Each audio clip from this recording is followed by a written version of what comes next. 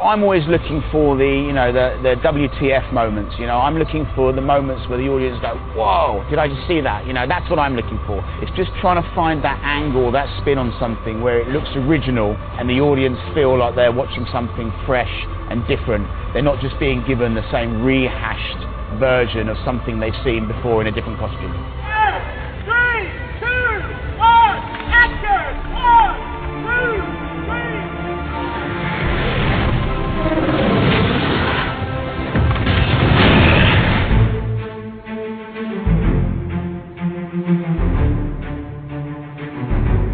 My name is Rowley Irlam and I'm the stunt coordinator on Game of Thrones.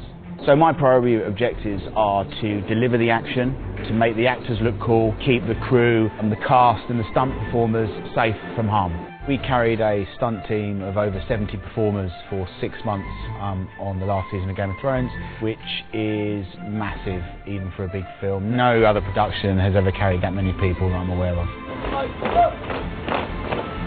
For season 8, the two most complicated sequences were the Battle of Winterfell and the Siege of King's Landing. For the Battle of Winterfell, we had 70 stunt performers that endured 55 night shoots in a row, 11 weeks. We started shooting on January the 8th, 2017 and shot all the way up until Easter. We had temperatures recorded as low as -11, 12, below freezing, so it was pretty strenuous work. No one has shot a battle that long at night. No, I don't think anyone's attempted that.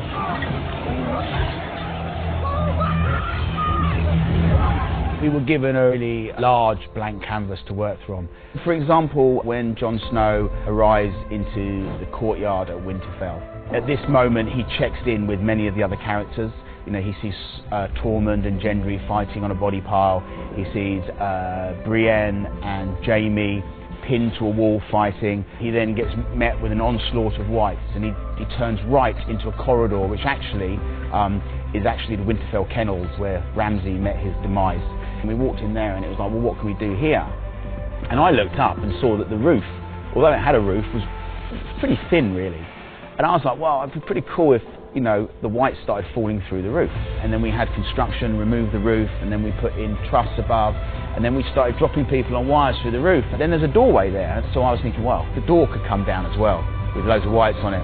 So actually, when we actually came to shoot it, we have Kit in the front, we have Andy, who's the grip, holding the Maxima camera rig, I'm holding onto him, and then we all journey together, and I'm queuing as we go through. So literally, as you come in, I queue. The first guy was a stunt guy called Richard, and he comes through the roof, and him coming from the roof is the ability for us to hinge round and then start pulling Kit through the tunnel. Then we had something like 7, 8 other guys drop through the roof, and then the door comes down, and it all ends up with him going through and shutting a gate.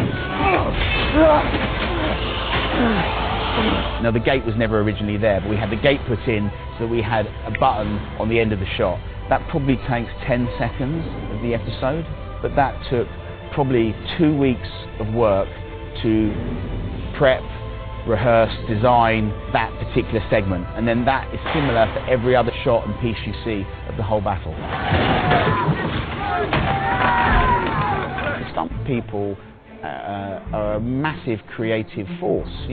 Often I'll get a script which will say the hound and the mountain meet on the stairs, and what follows is a feast of fight choreography produced by Rowley Irlam and his team. And although it's a little bit daunting when you read that and go, oh, okay, thanks, because it never leaves the script, it's always in there, we have to put that together. And so I don't think stunt people as a profession are necessarily given the creative credit they deserve.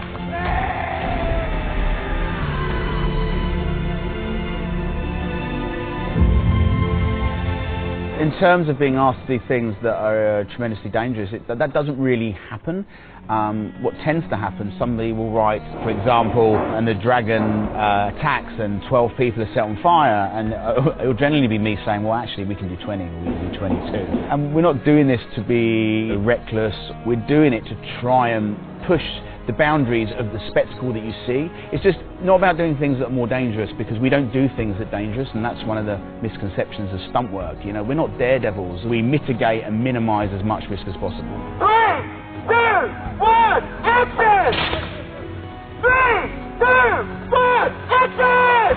Every single department tried to finish off the show with their best efforts and best intentions. I do feel that the show is more about the journey than it is the destination. You never want to keep going and then it starts to lose its edge. I think it's good to finish strong and draw a line under it.